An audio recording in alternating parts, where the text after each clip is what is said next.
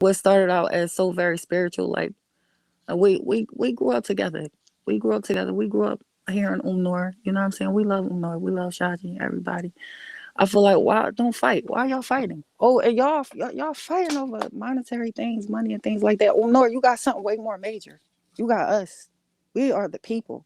You don't need nothing. You don't need nothing. You got us. You see, give all that monetary stuff away. That'll Just come back 50 times more. No, that's what it is. It well, will just come one back. well one thing like I want to like and just to point out to yourself, and I'm trying to be as delicate as I can because I don't want to offend anybody, especially you who's on our platform.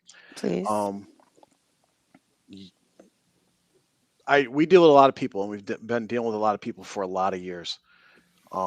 And people fall in all types of different stages in their path away from the cult of TMOA.